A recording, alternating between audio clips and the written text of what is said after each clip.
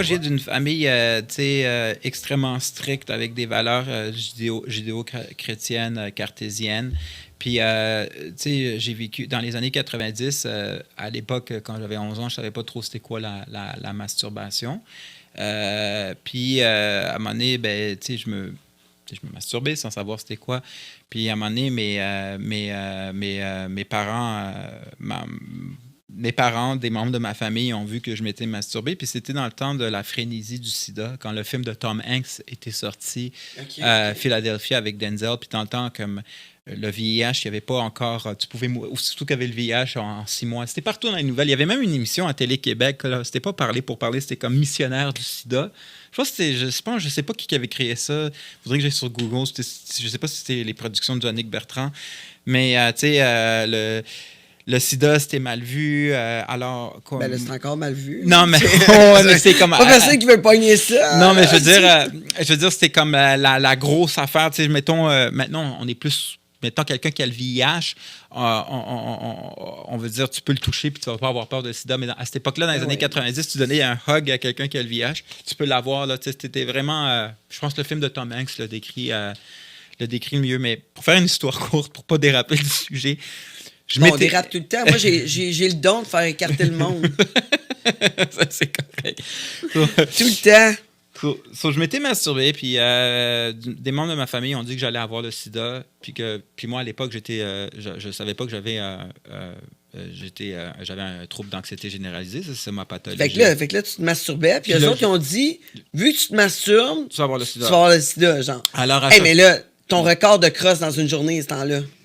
Là, je vais t'expliquer. C'est ça que je vais t'expliquer, Andrew. Là, à un moment donné, je me suis comme, fuck, j'ai comme fait 5 fois aujourd'hui, tu sais, genre.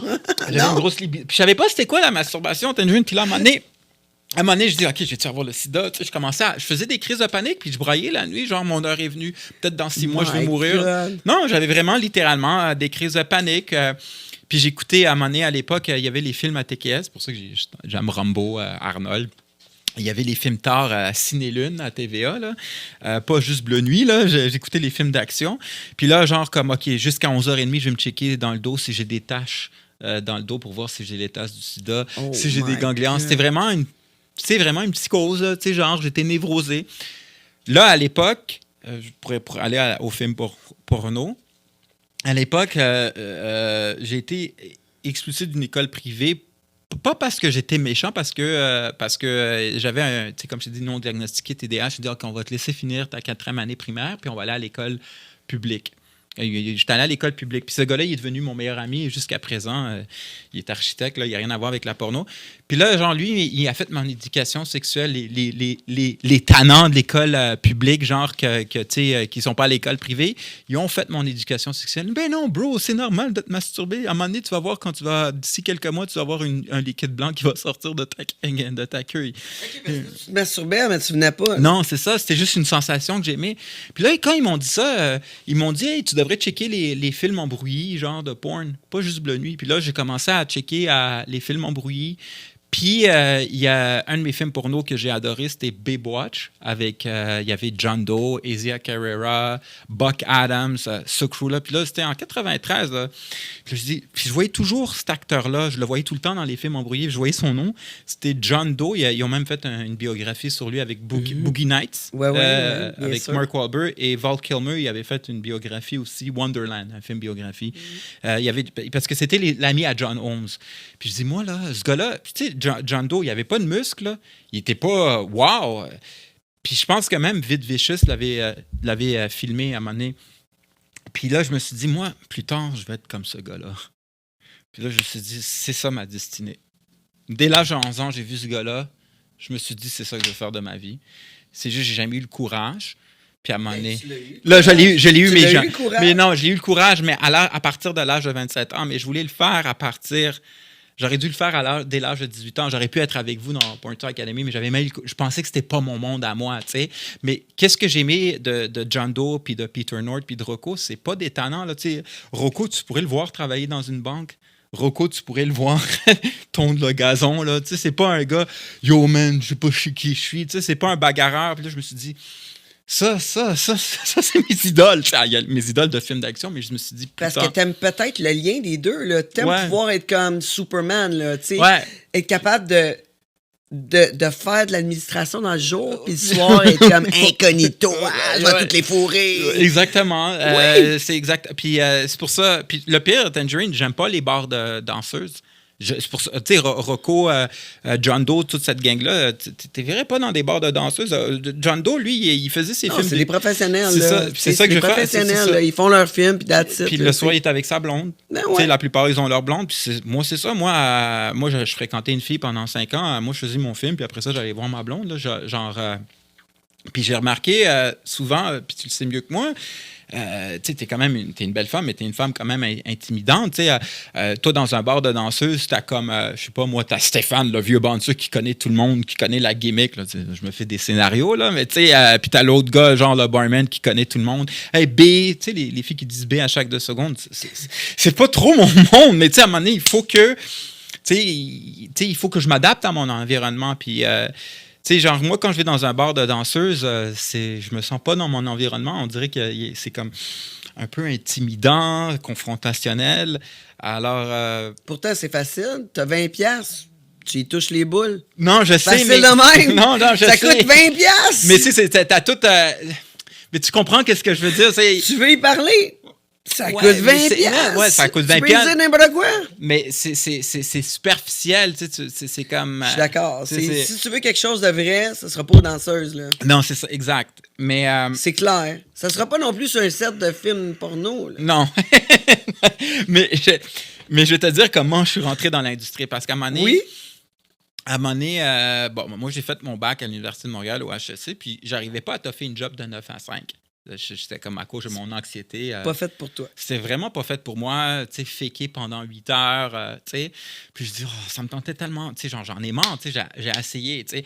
Pourtant, je suis quelqu'un d'intellectuel. Moi, j'ai fait mon DEC en sciences nature, j'ai fait les cours de mathématiques, chimie, physique. J'ai essayé de m'intégrer dans le 9 à 5. On me mettait tout le temps à la porte. Ça, c'est bien avant que je fasse du porn. Puis après ça, je me suis dit, Ça, c'est à cause de ton anxiété. mon anxiété que j'étais non Que tu diagnostiqué. Que je contrôlais pas, j'étais non diagnostiqué. Tu t'entraînais-tu dans ce temps-là? Je m'entraînais, mais Ça marchait pas. C'était pas c'était suffisant. pas assez. Mais il faut Ça, dire que ce milieu-là, un 9 à 5, tu sais, c'est comme...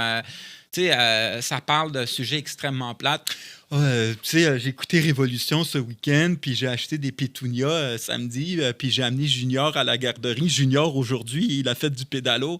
Like, sorry, I don't give a shit.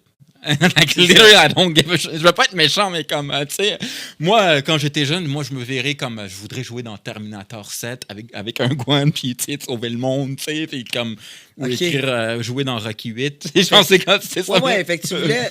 T'avais l'aspiration de quelque chose comme... Artistique. Ouais, ou avec plus d'action, là. Ouais, plus de drame plus- et d'action. Et le porno est exactement ça. Ouais, tu sais, moi, j'aime ça. Beaucoup de drame et... Puis l'affaire, c'est que... Beaucoup de drame. Puis quand j'étais quand j'étais au cégep, j'étais tellement stressé des examens. Tu sais, c'est des gros examens de physique. La force est égale à la masse fois l'accélération. Puis tu as tous les petits nerds qui sont super bons en calcul intégral. Puis moi, j'avais de la misère avec mon TDAH non diagnostiqué. À cette époque-là, je prenais pas du Ritalin. Puis je devais...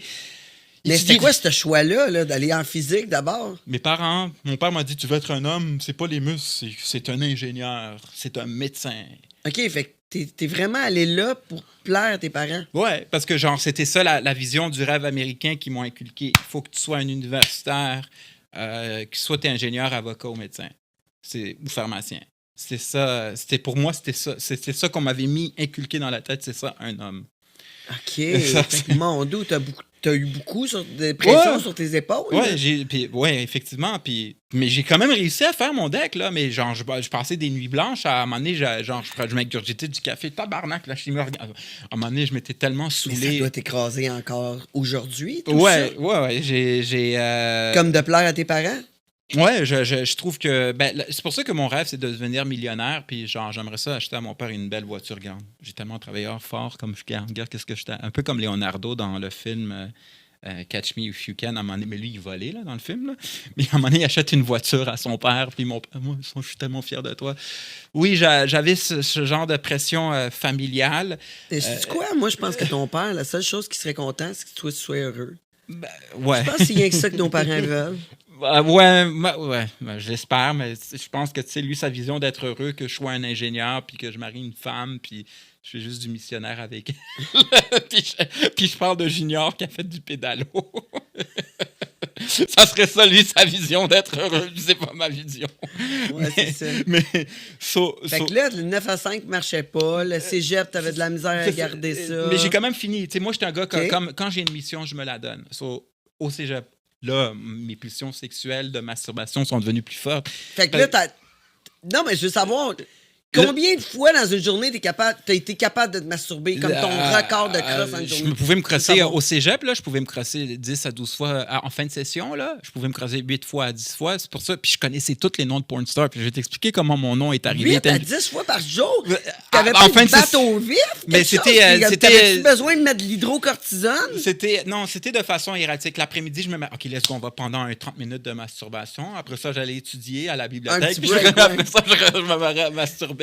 Puis tu sais, genre...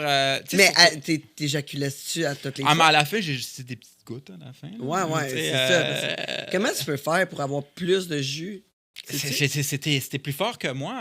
Puis c'est ça, écoute, quand tu as un gros livre de biologie puis de chimie, là, on appelait ça, c'était le Campbell là, en sciences nature, puis je devais apprendre le cytosol, tous des termes genre le système squelettique.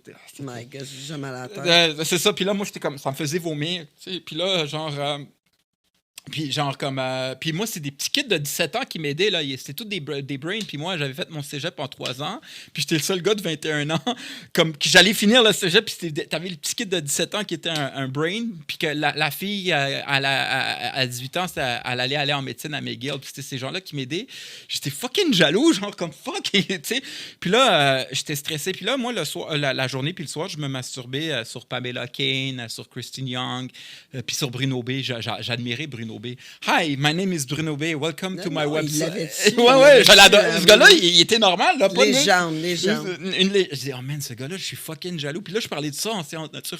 Yo, t'as-tu vu la dernière scène de Bruno B? Là? Puis j'avais tellement hâte que la scène de Bruno B sorte pour que je me crosse. Puis il y avait Yvon.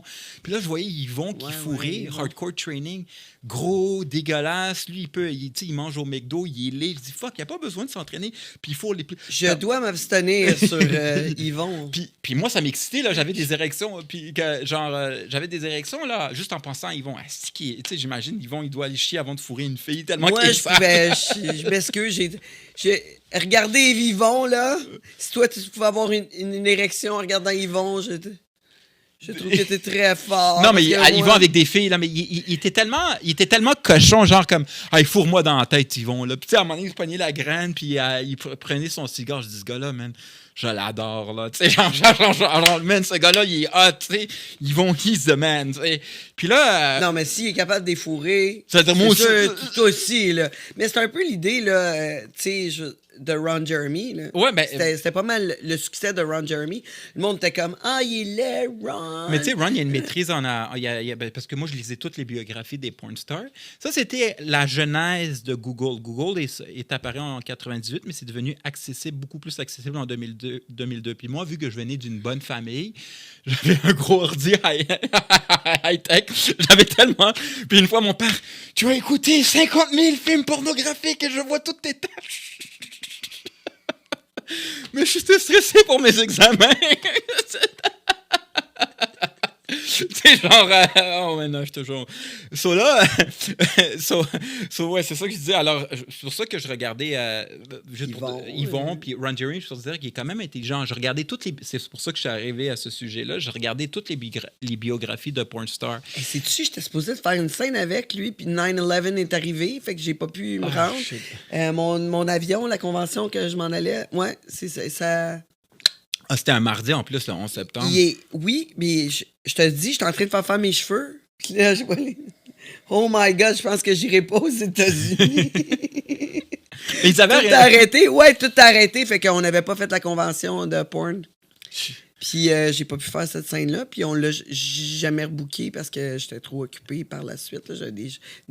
Mais ça aurait été, j'aurais pu. ça aurait été légendaire. J'aurais pu. Oui, exactement. Là, tout le monde était comme aïe, gros dégueulasse. Je dis, ouais, mais t'as-tu vu la légende qui est là? C'est incroyable. J'aurais vraiment aimé faire une scène avec. Puis à un moment donné, moi, à un moment donné, je me masturbais tout le temps sur cette scène. C'était une scène avec Emily, Sweet Emily à l'époque. OK, oui. Puis à un moment donné. Ben oui, j'ai travaillé avec elle. Puis je pense que Robec, ouais.